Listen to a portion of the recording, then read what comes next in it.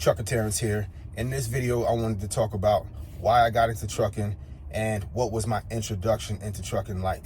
So I got into trucking because I wanted to make more money. I was tired of making chump change. I was a personal trainer and I had a lot of inconsistent paychecks and just wasn't cutting it. So, I wanted more consistent money. I had a family and I wanted to be able to definitely put food on the table and pay the bills without having to worry about whether clients are going to come in or not, and not have to rely on people necessarily as far as clients to make a means of providing. So I looked into trucking and how much it costs to go to trucking school, because in New Jersey, what the law is now, and maybe across the United States, is you got to go to trucking school now. So I looked into local schools and I found one that wasn't too far from where I lived, and I went to price it. And I think it was about $5,000 for school, and at the time I didn't have it. So I can't remember how I found out, but I ended up talking to somebody that told me about federal grants that you could actually get to go to school, and they can help you with paying for school. So I went to a local office in my county. I don't remember the name of the specific office, but I went to the unemployment building and started asking around, started asking questions, and they directed me to the right place. And so I asked, I said, is there any way I could get help with paying for driving school, and what are the requirements for that? So one of the things that they first asked me was, how much do I make? And I let them know, I wasn't making a whole lot at the time doing the personal training, and I was certified and everything, but it just wasn't working out for me. I had done that for 2 years and I was just ready for a change of pace and start making some real money.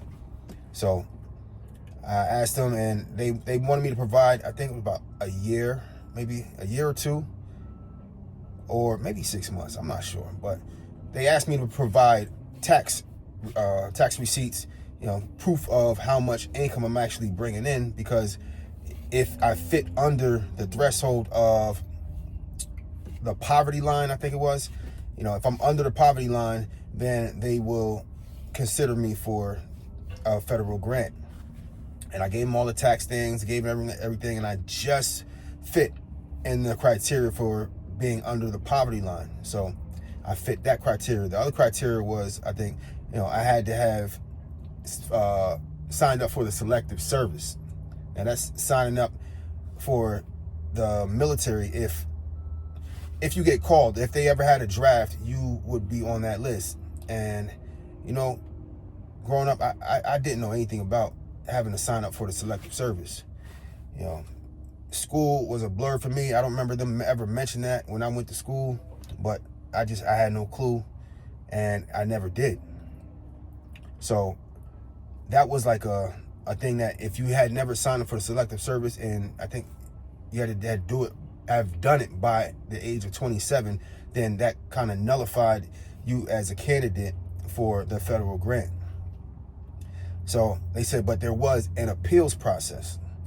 So I went through the appeals process. I said, what, I want to file the appeal. I want to, speak to why I also had a reason for not signing up for selective service. So I spent some time in prison. I did 13 years in prison. And I went to prison I went to jail first and then got transferred to prison. But I think I went to jail at 19 years old, and I did 13 years. So a lot of that time that I would have had to sign up for the selective service, I was actually incarcerated. So even if I was hip to having to sign up, I wasn't able to because I was incarcerated.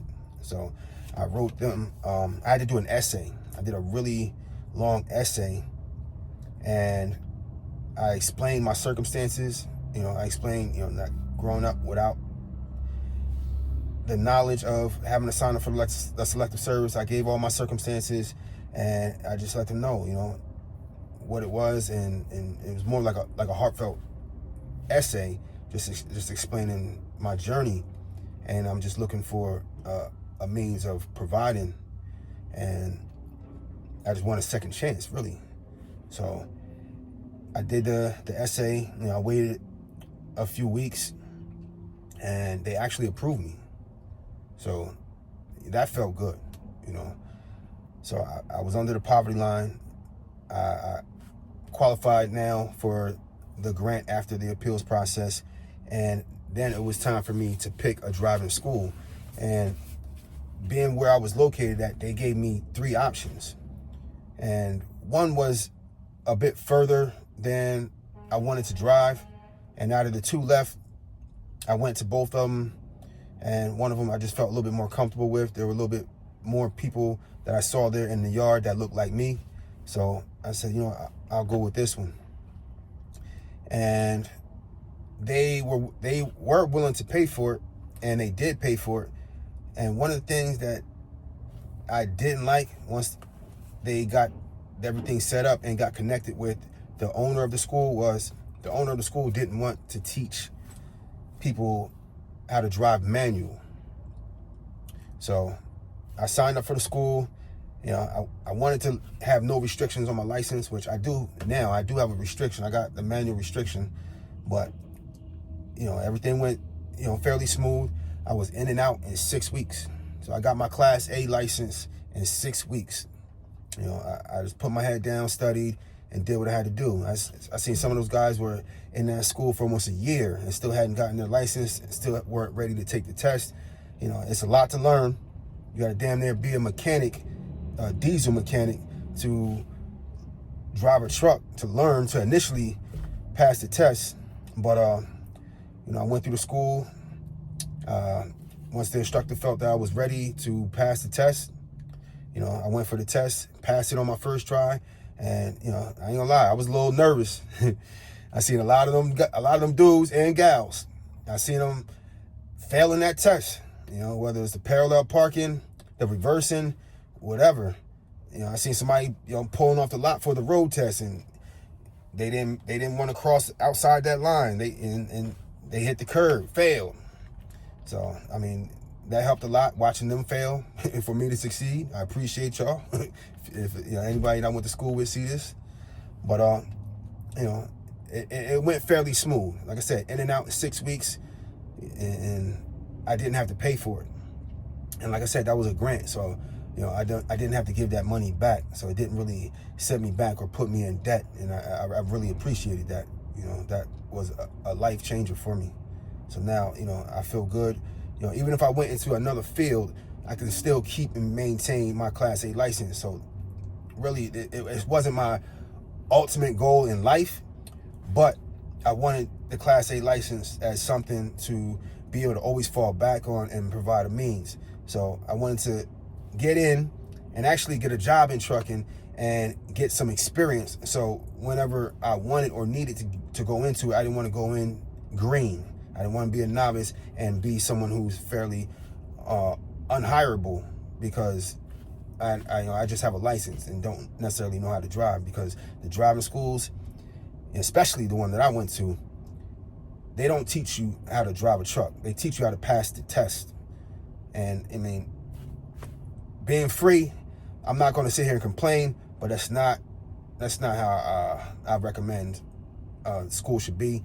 And I don't recommend you going to a school that just teaches you how to pass the test. So if you can find a school, if you haven't gone through driving school yet, or if you're thinking about going to driving school, or you may have went to driving school and failed and you want to go to a different one, I don't know, whatever your situation is, try to find one that actually teaches you how to drive the truck, teaches you how to couple and uncouple the trailer, is willing to teach you how to drive a manual so you don't have those restrictions on your license. But that, as far as an introduction into trucking and getting my license, that's the gist of my journey. If y'all got any comments, or you want to explain your experience, or you have any questions, please put it in the comment section, and I'm going to get the conversation started.